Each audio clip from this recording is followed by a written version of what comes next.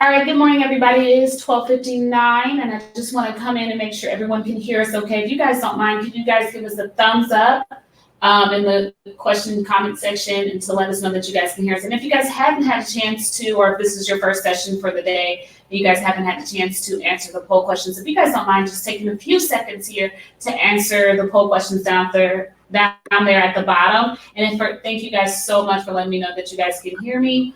And if you guys have any questions during the session, you guys can feel free to put them in the chat. But I'm going to go ahead and turn it over to Bob and let him get started here. He has so much good things ready for you guys. So just take a few seconds to answer the questions at the bottom, and Bob, whenever you're ready, you have the floor. Okay, thanks. And just to confirm, you can hear me okay, correct? I can hear you okay, and I can see your screen. Well, fantastic. Thank you, everybody, for joining me for my session today. We're going to have, I think, what's going to be a fun topic, talking about replacing SSIS with data flows in Data Factory. We have a short agenda today. We'll give a brief overview of Azure Data Factory and how it relates to SSIS and differences between them and how that's changed over time. Talk a little bit about what data flows are in Azure Data Factory.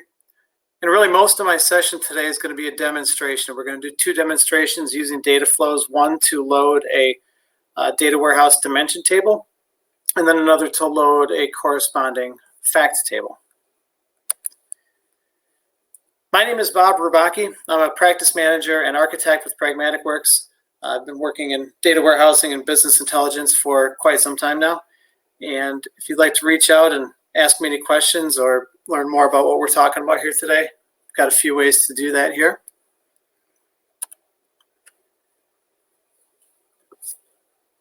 So Data Factory was first introduced a few years ago, and when it was first introduced, it was called the cloud-based data integration tool, and immediately people started to compare it to SSIS, and can I use Data Factory instead of SSIS?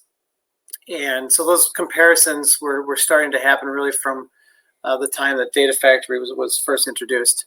So in the first wave of this, there was really no user design interface, and we really had minimal native transformation options available with Data Factory version 1. Then a couple years ago, version 2 came out, and this release came with a ton of really exciting new features. Among them were some new graphical design tools. So now we've got a GUI interface for building pipelines in Data Factory. And it also introduced some extra controls that started to make this feel a little bit more like SSIS, things like loops and things like that. And with V2, we could also actually execute SSIS packages from within Data Factory, which was pretty exciting. But the native Data Factory components were still not quite SSIS. And that's where we are today now with the introduction of data flows. Data flows get us really close to what we were able to do earlier in SSIS with the data flow task. So in a pipeline now, we have a new activity option that's available to us to execute a data flow, and I'll show what that looks like in a demonstration. And we really can do a lot of these powerful transformations that we always liked using in SSIS that up until the time of data flows were just not really available. And so with these, we do now have, in my opinion, easier and better support for data warehouse type scenarios, which is what I want to talk about today in my demonstration. So what we're talking about today are what they're called mapping data flows, and I'm calling that out here. There's another feature that's in preview right now called a wrangling data flow, which is something different. What we're talking about here today, if you're searching, you might come across the term mapping data flow, and that's what we're doing here today. It is a visual data transformation tool, so we've got a visual interface for building these transformations. When I create a data flow, I will execute that data flow via a Data Factory pipeline. I'll show you what that means, but that's kind of the order in which we'll have to build things. We first build our data flow with our logic and transformations, but to execute that data flow, we do it through a pipeline. As I'm talking to you this afternoon, data flows in Data Factory are still in preview. We understand that they may be going generally available soon, but what does soon mean? I'm not really sure. But as of today, as I understand it, they are in preview. Now, if you're searching online for data flows, this can be a little confusing. Power BI also has a really great feature called Data Flow. And I just want to make abundantly clear that the data flows in Data Factory are not the same and have nothing to do with the data flows that are in Power BI. So now that we have data flows, when we do a comparison of what we like to do in SSIS versus features that are available in Data Factory and data flows, in a lot of cases we've got a lot more parity. So some of these we've had for a while. So packages were kind of analogous to a pipeline in Data Factory, and a task in SSIS we call an activity. But up until recently with data flows, we really didn't have some of the extra transformations, and that's where it starts to really get exciting. But as we are today, things that we could do in SSIS, we largely have a comparable feature in Data Factory and or data flows to kind of replace what we used to be able to do in SSIS. So talking about data flows, what I'm showing here is a list of all of the transformations that are available to you in a data flow. And so if you're familiar with SSIS, a lot of these should look familiar and probably comfortable. So things like conditional splits and derived columns, things like that are all now available to us within data flows. Those that I've marked with the green check mark, I'm actually going to include those in my demonstration today. So we should have a pretty comprehensive demo kind of showing how a number of these different transformations work.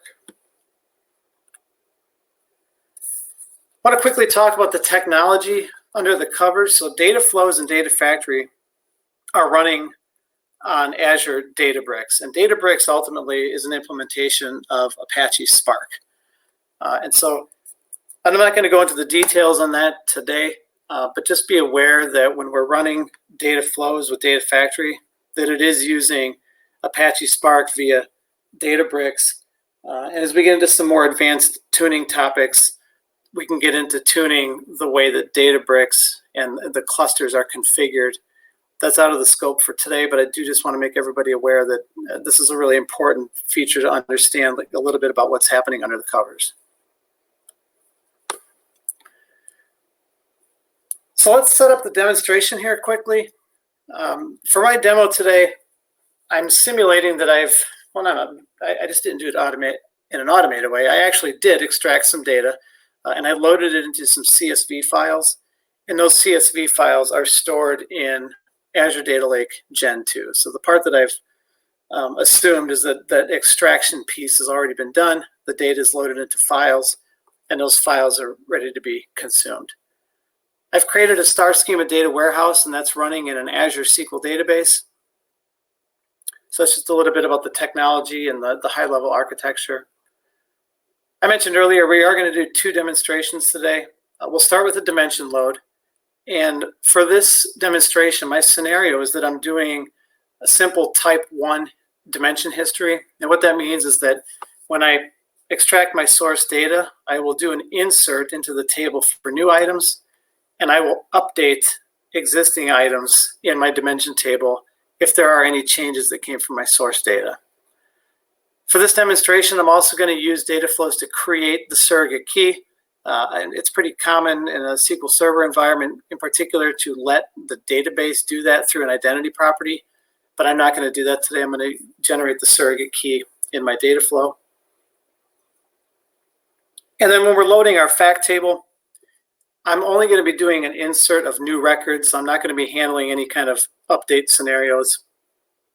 I'm not checking for changes to a fact that might have been previously loaded. So I just want to set up that scenario. I'm trying to keep it relatively simple for this demonstration.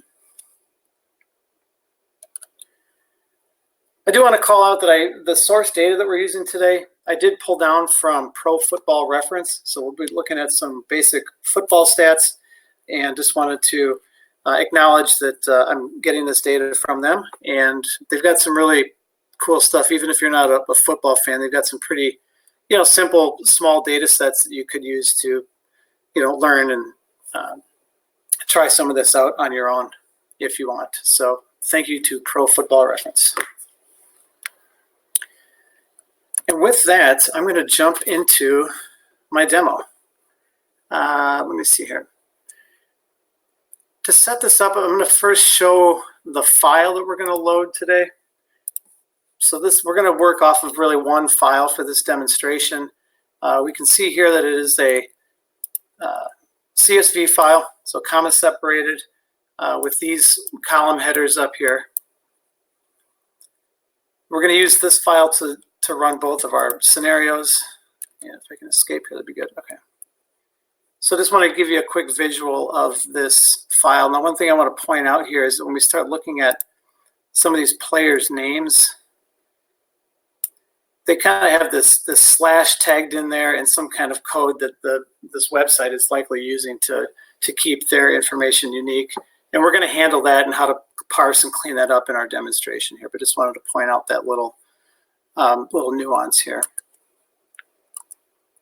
And I'm going to flip over now to Data Factory, and I'm just closing this to make sure that this is up and running. If you're new to building data flows in Data Factory, it's really important to understand that we need to enable this data flow debug. And so this is something that I had done ahead of time, and just now I was just making sure that that's up and running. This data flow debug will actually spin up a Databricks cluster to use for your development, and it's really, really, really handy to have. So you want to make sure that that is turned on.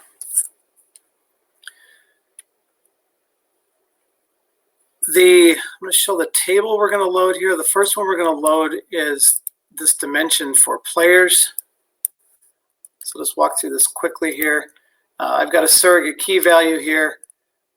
This field here is going to end up being our natural key, and we'll create a hash in here to help us identify changes, etc. So we can see I actually set up one that I'm going to play with there. And most everything beyond here is just some metadata that I've included about my dimension, things like effective dates and end dates and when the record was created, etc.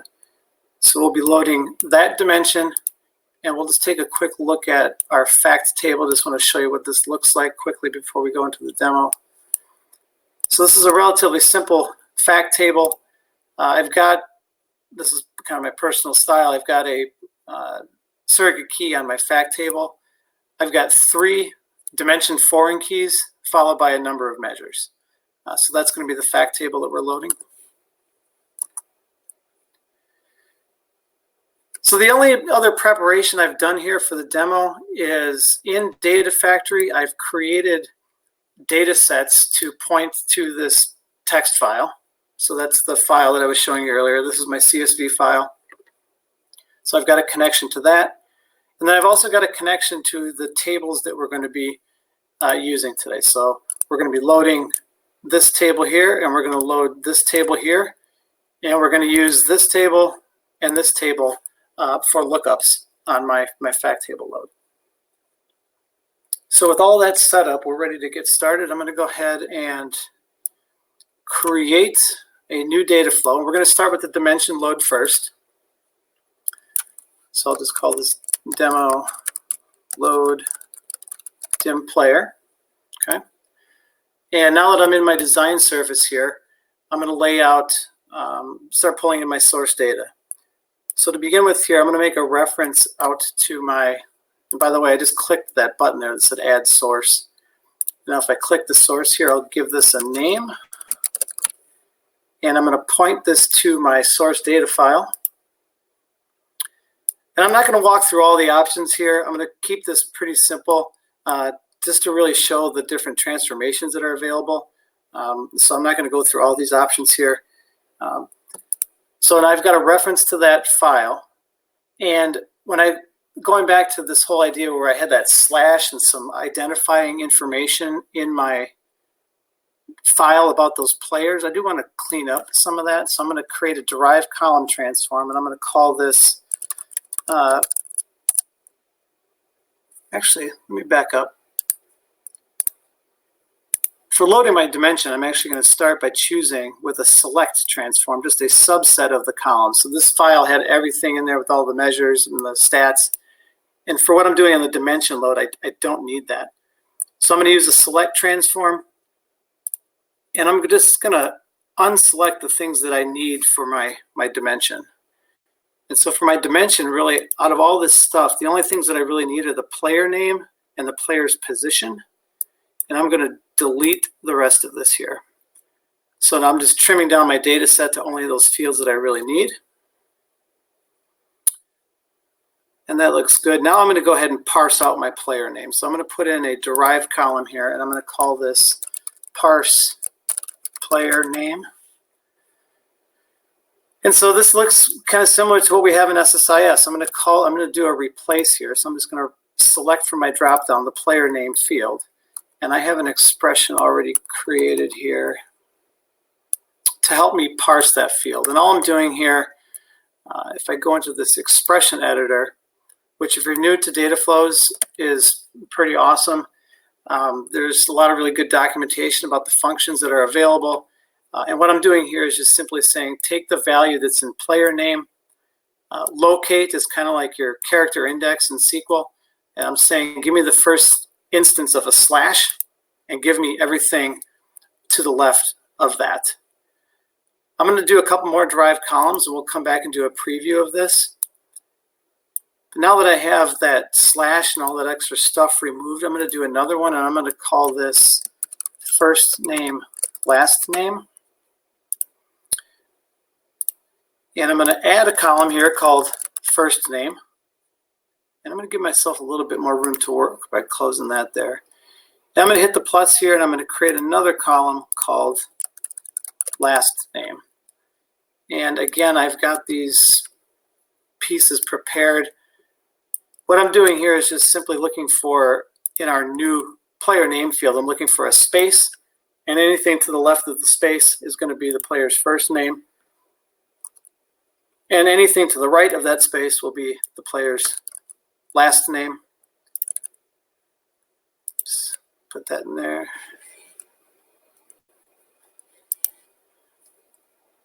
Good. So now I've got that. That looks good. So now I've got, again, I parsed out the name with the slashes. I've got a first name and a last name. When I'm doing my dimension processing, I'm going to use a hash algorithm to help me identify records that are either new or changed. And for right now, I'm going to add another derived column transform, and I'm going to call this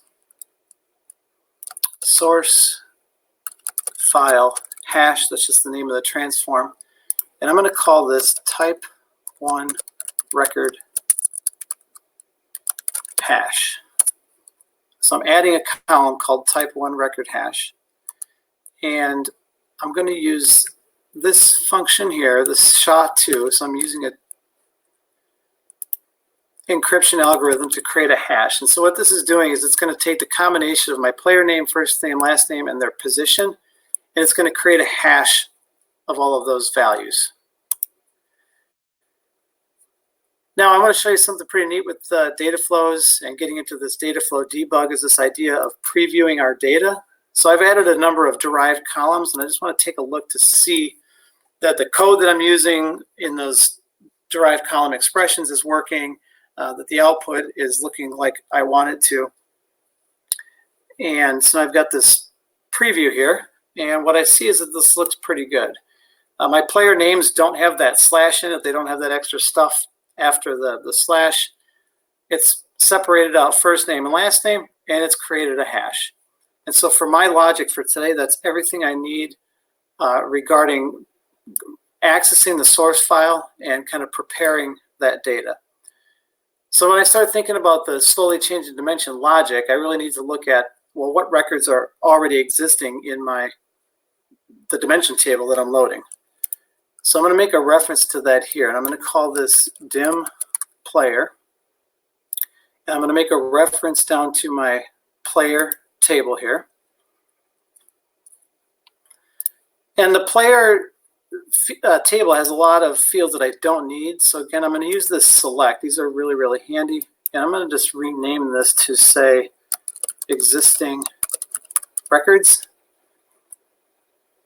And I'm only going to select then those things that I need to do my dimension processing. So for my dimension processing today, I'm going to keep my player key. I'm going to keep player name, which is my business key.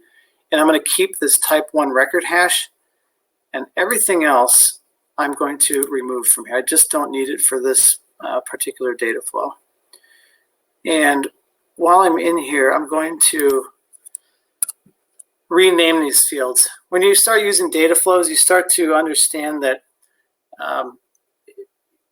it's better to have field names that are unique throughout the data flow. So in SSIS, we kind of had this notion of a transform name helping to uniquely name a field. So it might say something like derived column dot player key. And we have something similar, but there are cases where you're going to run into problems if your field names are not unique. So I'm just going to put the word existing in front of here, just because I know that we might run into some problems in a few minutes. And now these all are called existing. So that's good. Now, for what I'm going to do today in this demonstration, I'm going to generate the surrogate keys myself in the data flow. And so to do that, I need to understand for the existing records, what is the maximum current surrogate key for all of the records that have already been loaded. So I'm going to create another source that's going to go out and query this table. And I have this query.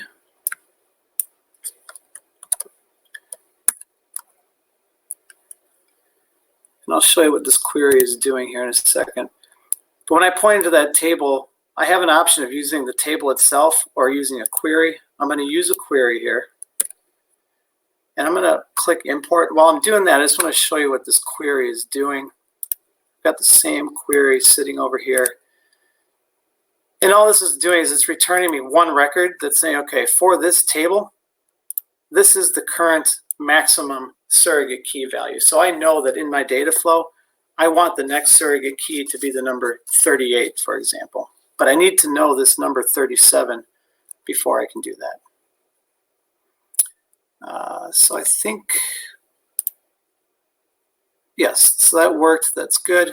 Now I'm all set to start processing my logic here. So I brought in the fields I need, but now I need to start processing whether or not it exists and whether or not rows are to be inserted or updated. So I'm going to use an exists transform, and I'm just going to rename this to say new or updated. And I'll explain that in a second. What I want to do is I want to say the records that came from my file for each player, does that player exist in my dimension or does it not? And so to do that, I'm going to reference, well, I made a mistake here. I'm going to go back down to where I named my player. Yeah, existing records. Sorry, I forgot the name of it. I want to compare it to this list here. So if I go to my exists, I'm going to say going to my existing records. And I'm going to choose this option of doesn't exist.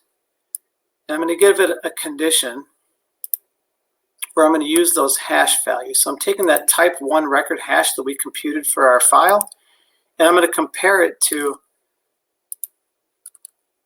oops, if I can drop that down. I'm going to compare it to the hash that's already in the table. So if the hashes do match, that means that the record that came from the source file is the same as the one that's in the target, and there's no action to take. But if the hashes are different, I know that that row has either been, it's a new record altogether, or it's an update for a row that's already in my table. And so that's what I have here. So now I know that from this point forward, I'm only working with records that are either going to be inserted because they're new, or they need to be updated because something changed. So to help me with that, I'm going to do a lookup, and I'm going to look up the player key. So I know that, now let me just do this and I'll explain the logic here. So to look up those player keys, I'm going again to the same existing records list. But this time, kind of like I'm doing a surrogate key lookup, I'm going to look up on the business key. So I've made a reference to that set, and now I'm going to use a conditional split. So similar to what we had in SSIS. And in my conditional split, I can create different stream names. I'm going to create one that's called new records.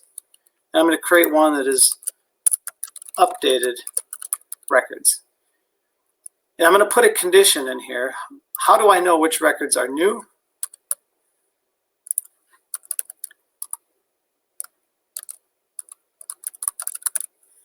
They are the records where I don't have a matching existing player surrogate key in my source table. And so once I've set that up, I now have two paths here. I've got a path for my brand new records that don't exist in my dimension, and I've got a path for my updated records in my dimension. I think it's simpler to do the update, so I'm going to work on the update flow here first. And I need to add a little bit of metadata about my updates. I'm going to use a derived column. I'm just going to rename this. And I have a field in my dimension that is called record last updated date. So I want Dataflow to tag that record to say when it was updated, and that's something I don't have in my flow yet. Go to the expression editor, and I'm just going to use, there's a function out here for the current UTC, kind of like a get date in SQL. And I'm going to use that. So in these updated records, I already have the new values that came from the source file. I've got an updated date, and I'm ready to do my update. Now, when I'm using a SQL Server database as my sink or target, I have to use this alter row transform before I do that. And I'll show what this looks like, but I'm going to call this alter row update. And this is telling the data flow what type of activity to perform on the sink.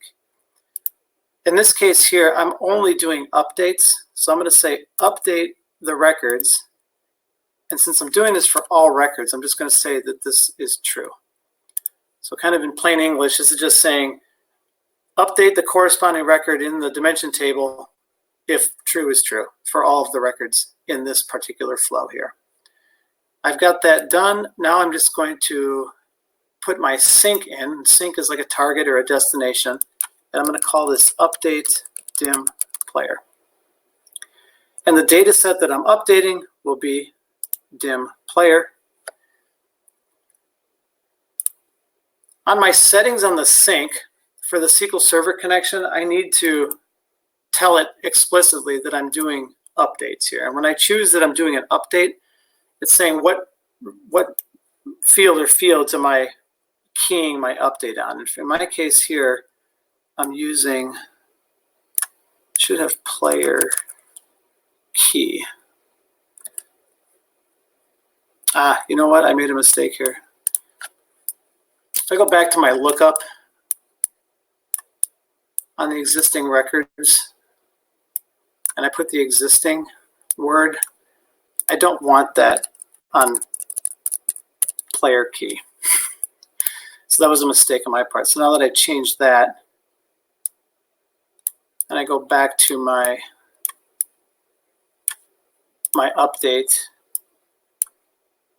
oops, I should have, there's player key. That's the field that I want on my update. The last thing I need to do here is on the mappings. So I'm mapping my file fields to my target table fields. And so yes, it auto-mapped my player key, first name, last name, player name. I do have a position code that has a different name. And I just know from my database design that the rest of these fields are either not needed or they'll be populated automatically by the database. So I'm just going to delete these mappings here. And that's it. So I have the updated portion of this data flow completed. So in other words, if those records come in from your source file and something about a player changed, so maybe their position changed, we have this logic worked out to update the existing record with that information. So now let's go up and do the insert. So these are new records to be inserted. And I'm going to do a join to get my maximum key value.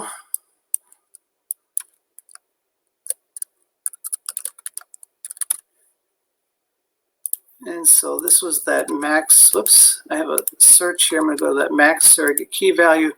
Remember, this is that data set that has one record, so I'm just doing a cross join here. So every row in my source data, new row, will be matched up to this one record. So now every row has that extra column with the maximum surrogate key, which is like 37 or 38. I'm going to use the surrogate key transform now. And I'm going to create a new key value called new player key. And so this is where my max value comes into play. I can set a start value of where I want the counting to start, but I cannot set that through a parameter or a variable or anything like that. So for every new record that comes through, it's going to add a column called new player key, and it's going to start with a value of 1 and just increment by 1 for every row in my set. Now I want to do a little bit of cleanup on my data. I'm going to do a derived column here. And I'm going to first handle my key value. So remember, my new player key was a value of 1, 2, 3, 4, something like that. But really what I want that to be is that value, new player key, plus my maximum key value field. So this value might have been a 1, and this max was 37. So really the value that I actually want in my table is a 38. So I've added that. Now I'm just going to add a little bit of metadata for my dimension. So I've got columns in here called DW effective start date. And I just put, again, that current UTC. I have a DW effective end date. And for this one, the way that I've designed this is I'm just saying, take this default date of January 1st, 2100. Many ways to do this. You can leave it null or pick a different date. But I'm going to do that for now. So I've got a date there. And I'm also going to add, I've got this flag here that I will populate, which was DW is current. So yeah, this is a type 1 dimension load, but I still like to include a flag in the dimension that just quite simply says that it's current or it's not. So I'm going to take a value of 1 or true and convert that to a Boolean because that's the data type I have in my database. And finally, I'm just going to add one more field in here that I like to include in my data warehouse tables called source system name. And for right now, I'm just going to hard code a value, just says something like passing file. Okay. Now I'm ready to insert my data. And again, since I'm using a SQL Server database, before I do the insert, I need to tell the data flow that I'm doing an alter. So I'm going to do alter, and I'll just rename it insert. And I'm saying I'm going to do an insert. Again, all of the rows in this particular piece of or branch of my flow are to be inserted. So I'm just saying true. And now I'm ready to do my sink or my target. And so I'm going to say here, insert dim player. And that looks good. And I'll just do my mappings now. I almost always undo this auto mapping and just come in and do this myself then. So I've got my player key, first name, last name. I've got this position. I don't need this hash. And again, I'm just going to get rid of some of this other stuff that I know my database handles for me. And that's the entire pattern. This is the one way to do it at the type 1 slowly changing dimension with the data flow. So again, I've kind of got the two paths here. Part of the key here is that I use this conditional split to break my records into new and updated, and that's the pattern. I want to jump over now and move on to the other demo of creating a fact load. So I'm going to do a new data flow, and we will call this demo load fact passing.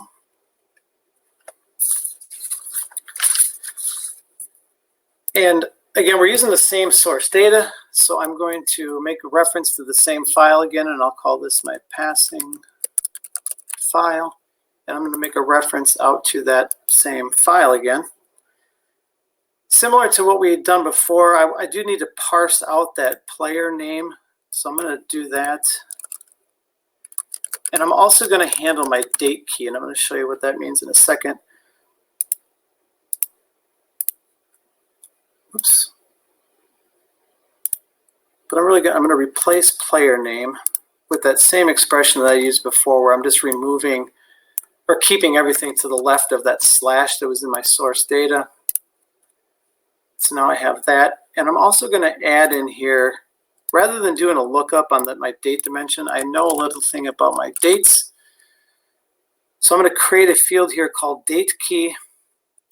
And I'm simply going to, in my particular case, my date that came in my raw data was a text value that looks like year-month-day. And so I'm just going to take out those dashes and replace them with empty space and convert the resulting value to an integer. And let's just take a look at what that looks like now. So I want to make sure that that's working well. And actually, well, we'll let it go here. So there's my player name again. It's been cleaned up with the dash taken out of there. And then I've created this date key. So it's just simply converted a date value that was in my data to an integer that's going to be used for my surrogate key. So that's everything I need. Now, just like in SSIS, I want to do some lookups. I'm going to prepare my lookup reference sets ahead of time here. So I'm going to call this dim player. And I'm going to go out to my player dimension there. Now, one thing that's nice in here, and I'm doing this mostly for demonstration, there are a lot of ways you could do this, but I'm going to filter my player data to only those that are current in my data warehouse. So, of course, I don't have any records that are not current, but just to show how you might do this in a different case, I have a field in my table called DW_is_current that's a Boolean. And so I'm going to keep those that are true. This is just a way to filter and say, okay, I'm only looking at the active version of a player. And in a lookup, I mean, this player dimension has a lot of fields that I don't need. So I'm just going to call this dim player lookup.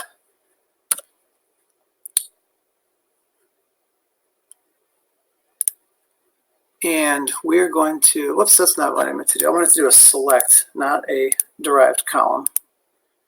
I chose the wrong one. I'm going to choose select. And I'm going to name this dim player lookup. And I'm going to, just keep this kind of, sometimes this is turned on by default. But in this case here, what I really need here is really just the player key. I need the surrogate key and my business key. And actually what I'm going to do instead is I'm going to select everything and then just unselect player key and player name and get rid of everything else. And I'm going to call this, again, kind of that field uniqueness thing. I'm going to put the word lookup in front of that field there. I'm going to do the same thing now for my teams. I'm going to call this dim team. And I'm going to reference the data set that's pointing to that file. And I'm not going to do the filtering here, but I will do the select to filter this list down. I'm just going to say dim team lookup.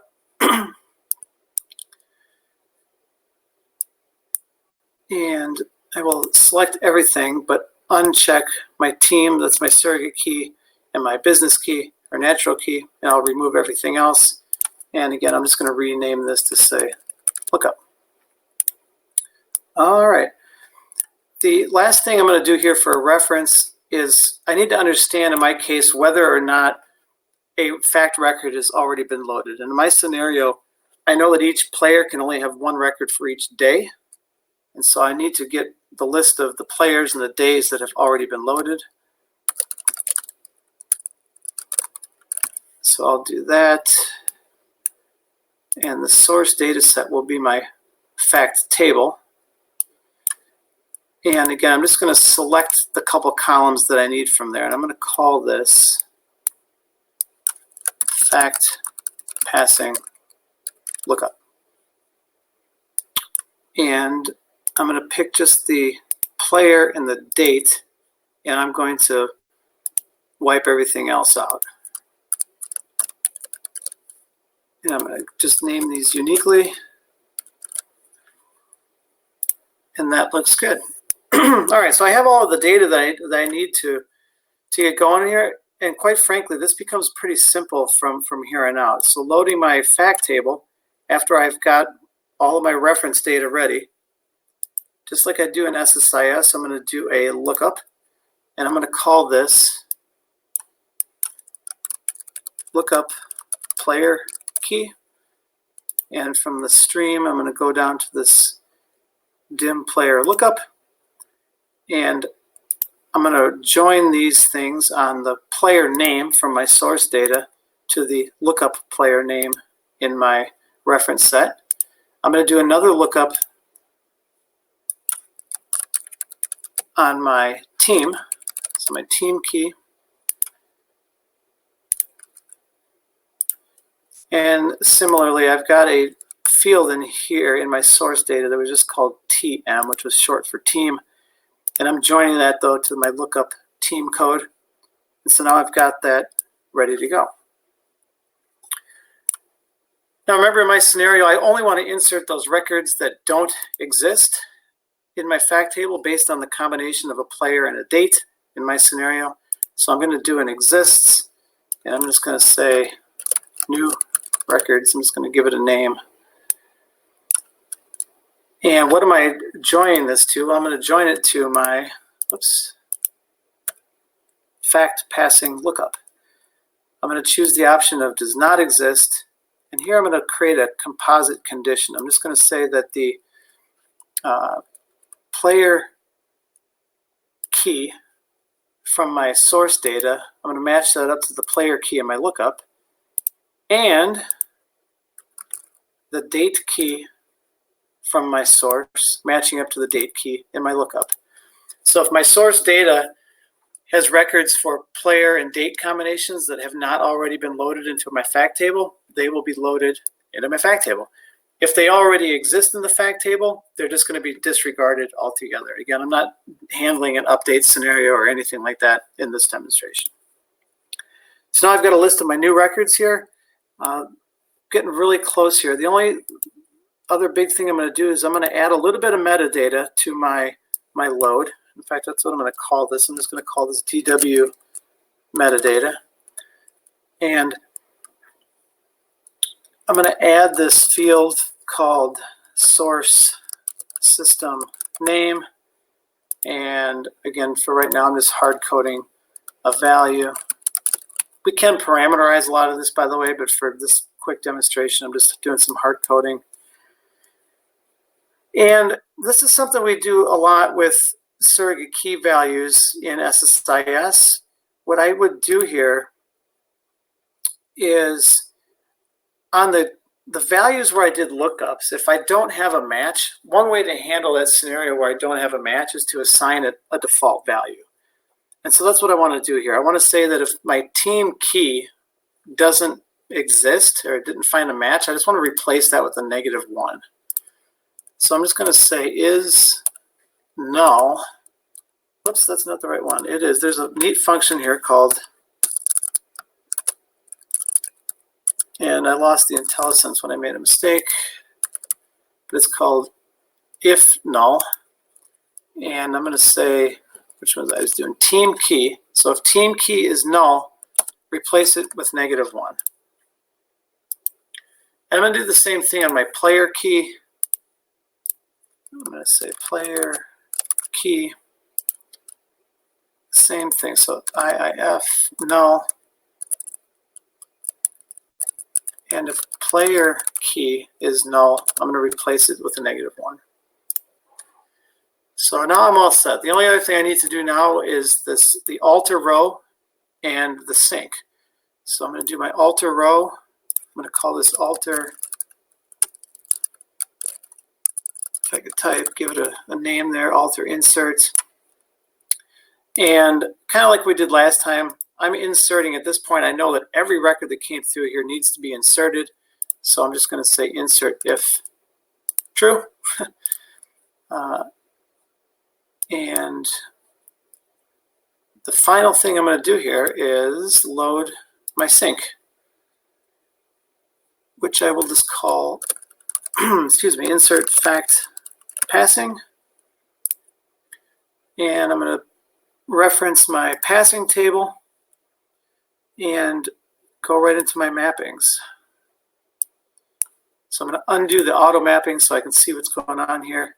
I'm going to remove this. So yeah, player key, team key, date key, that all looks good. And a lot of these are the measures that came from my source data. Well,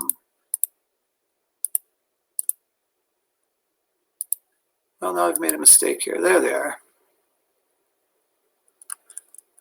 So attempts, this is just like getting into some of this football stat stuff now. Yards, these are all the measures that are in my source data. Touchdowns and interceptions. I could have done some work earlier on in my data flow. The reason it's not auto mapping for me is my data types are different. So everything in my source file was text, but I'm loading into fields that are numeric. So even if they have the same field name like these two here, because the data types are different, it didn't auto map those, which is no big deal in my case here. And we'll just do a couple more. Yeah, and the rest of the stuff I don't need for this particular case, and so I'm just going to delete the rest of these. And that is a load pattern for loading a fact table. This one here, there's something going on here. I'm not sure why I can't. Oh, there we go. I was searching for the wrong thing. This is just me knowing my data there. So that is the complete pattern. That's one way to load a fact table. Again, the key here was that I was doing some lookups, kind of like we can do in SSIS, and then in my case, just checking for existence of a record in the fact table. So in my case here, if it was new, it'll do an insert, and if it already existed, it's going to leave it alone and disregard it. At this point, I want to thank everybody for coming to my session. That was everything I had to show. Crystal, I was not watching the questions. Do we have time for a couple questions that might have come through?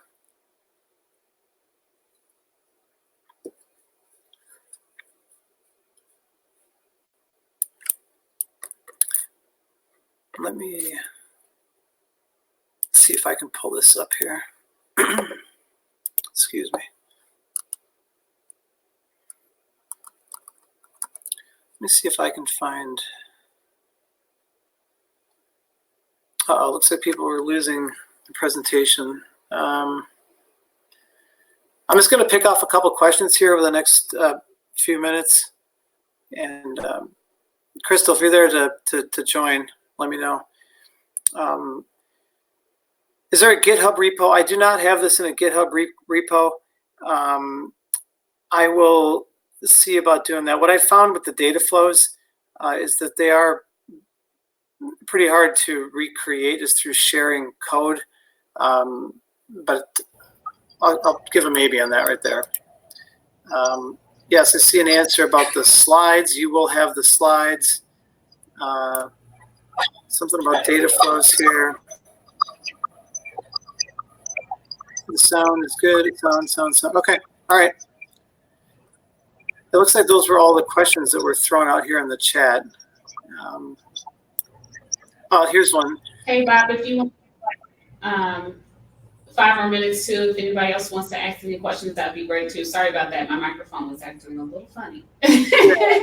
I will add this, or I'll start taking a couple questions here. Are there utilities available to convert SSIS packages with Task Factory to Data Factory? Not for converting to data flows. Now, I will say that the SSIS packages that I mentioned earlier with ADF version 2 is really a scenario where you can lift and shift your existing SSIS packages. You might have to do a little bit of changing, particularly with connectivity, depending upon where your data is, but that's really a lift and shift. Can this be used on-prem?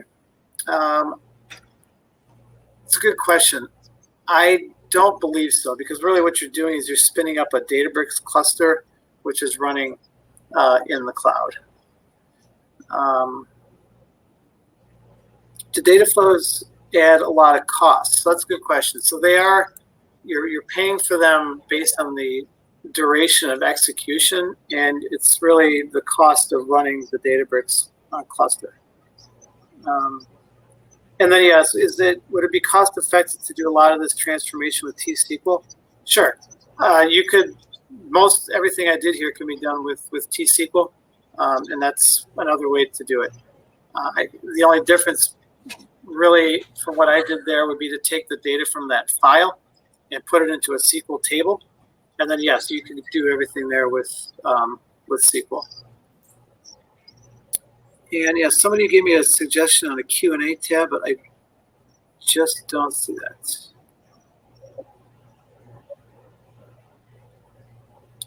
Have I connected to a REST API with linked service? I've tried. Most of the time what we've done, if we need to use a REST API, is move into Azure Logic Apps, because they are more flexible with different types of authentication.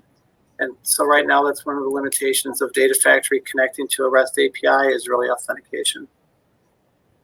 In terms of the templates, yes, I mean, so everything that I did today could be converted into a template to kind of get you to a starting point. So yes, you could do that. When running this outside debug, how long does it take to have ADF spin up the Databricks cluster? That can take some time, like many minutes. So the suggestion there generally is to have something to spin up your Databricks cluster ahead of time, so that when your ETL processing runs, you're not paying the performance cost of spinning that up. And does it spin down automatically? It doesn't spin down at the end of execution, but it will spin down after a certain amount of time if there's no activity. Are there any, so lost to sound, are there any utilities to convert SSIS packages to Data Factory? And so no, there's no path directly from SSIS to the data flows that I showed today. But with ADF version 2, you can lift and shift your existing SSIS packages and have them operate on a SSIS cluster in Azure. And there's really no utility required to do that. So, and then question here, I'll just take one more here. Did you change the dimension key or retain the same? What would you do with historical data? I assume that that's related to my fact load. And in my case, I did not, my scenario does not account for that. So if I had new data, mine was a pretty simple scenario, to be frank. So I kind of assume that every day I'm getting new fact data. I have the corresponding dimension already loaded, so I'm not reprocessing any type of historical data in my scenario. So, oh, there's the Q&A. I see. There's an ask a question. All right, let me see if I can get a couple more here. Can this be scripted instead of using the GUI? Not easily. Is it more complicated in terms of navigation compared to SSIS? I think it's pretty simple to navigate. There's nothing really hidden in SSIS. Sometimes you have like the event handler tabs and things like that, and you can kind of get lost. But I think it works pretty well. We talked about cost. Type 2 transformation. I did a demonstration of this earlier. There is a video out on YouTube, or it's available on the Pragmatic Works website, where I did an end-to-end demonstration of type 1 and type 2 using slightly different data. So the answer to this is yes, and it's available on YouTube. Yeah, we talked about the deep running, spinning up the cluster. Can we get the slides? Yes. Can we get rid of the orange and purple boxes? Oh, sorry about that. Pipelines and data flows. So a pipeline really is closer to what a package is, and a data flow is like a data flow task in SSIS. That's what that is. So pipeline orchestrates activities, including data flows. Can you use SSDT? I don't believe you can, is the answer to that. And if we were doing this in the preview version, what should we do in the V2 version? I'll have to come back to that one. If he says, what should we do? So Yeah, the preview means that, this functionality was not available in the initial version of V2, so they're still working out, the product details before they release it. And then, we talked about templates. So is it possible to grab data from Azure Event Hub pointing using Databricks? I believe, I'm going to get back to you. The short answer is yes, but I don't think it's like a direct connection into Event Hub. I'll take that one as a follow-up. Crystal, I made it through all the questions here. I'll leave everybody a couple extra minutes. And I thank you, everybody, for your time today. All right, Bob, thank you so much. Yeah, it looks like that was all the questions. If anybody has one, I'll give like a couple of minutes here and then we'll go ahead and get closed out. We want to thank you guys so much for attending. If you guys are attending the next session, please look up in your left-hand corner where it says schedule session and click down to the next session. It should take you straight there. That session will start in about 5 minutes. If not, then yes, you will get the recording to the session immediately after. So as soon as the session is over, you guys can come right back in and you're logged in and play this session for any kind of playback. But if you guys have any questions, please feel free to reach out to Bob or myself. And we appreciate you guys so much for attending. And thank you guys for attending the conference and stay tuned for the next session. And thank you, Bob, for hosting. Yeah, Crystal, can I stay on and answer questions? Okay, all right. So resources about learning about performance tuning. So I know Mark Cromer from Microsoft actually has a few things out there. So if you, in fact, I just got busted there. I actually have his blog open. So if you do a Google search for Mark Cromer, he's got some good information about performance tuning and managing resource usage on your Databricks cluster. So I would recommend that.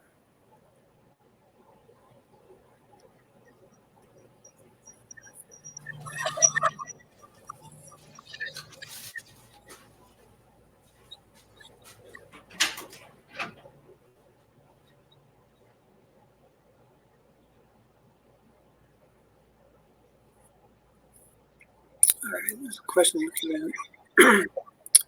Is the component reusable in various data flows? I wonder if you're asking about the reuse of the data flow itself. And the answer, well, let me go back to your question. Is this component? So if Sujan Patel, if you could put a little bit more detail here, is this component reusable? Do you mean the data flow or the individual, like the formulas and stuff that I was using?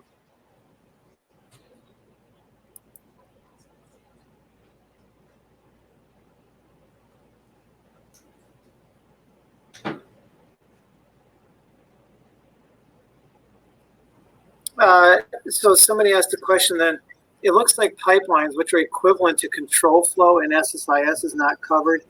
Will this be covered in another session? That's a good question.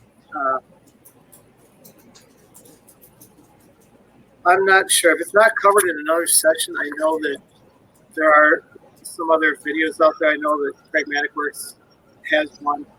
If you do a search on our site or on YouTube.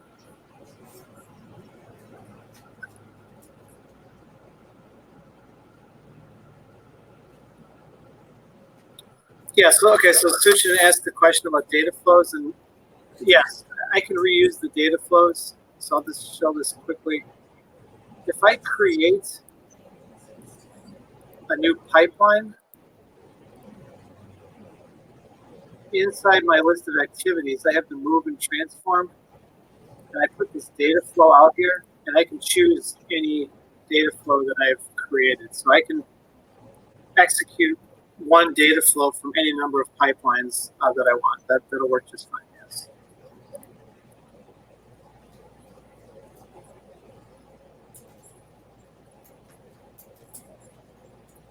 Is there any way to put breakpoints and have sub-results displayed? I can't put breakpoints, but I can. In fact, let me go back to share my screen.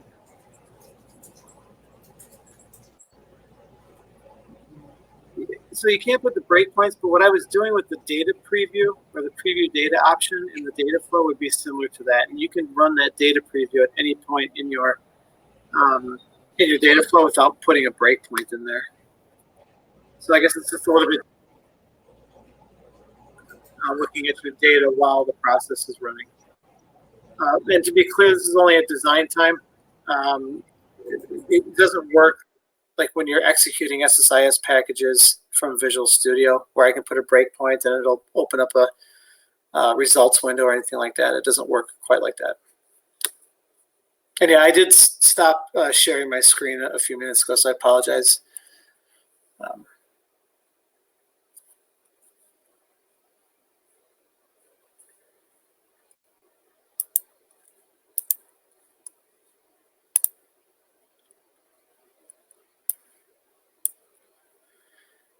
So then there was another question. Can I use an on-premises MySQL server as a source database and a SQL on an Azure VM as a target?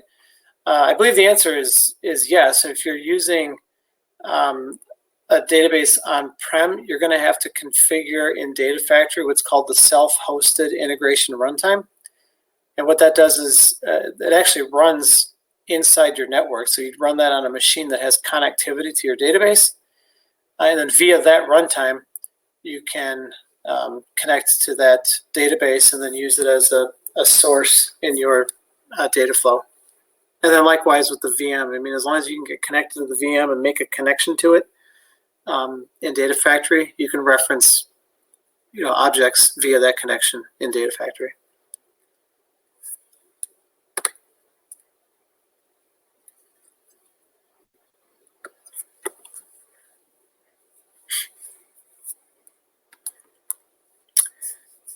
Well, I do want to thank everybody again. I'm going to go ahead and drop for now. If you have any other questions, please feel free to reach out to me or Pragmatic Works. And thanks again, everybody, for your time.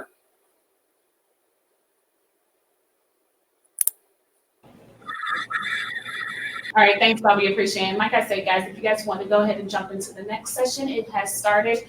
Just hit the button up in your left-hand corner, and you should be able to go to the next session. And also, like I stated, the recordings are available, and they will be available as soon as I hit in on this session and it downloads. So if you guys have any questions, like Bob said, please reach out to him, or Pragmatic Works will be happy to help. Thanks so much for attending. You guys enjoy the rest of the conference.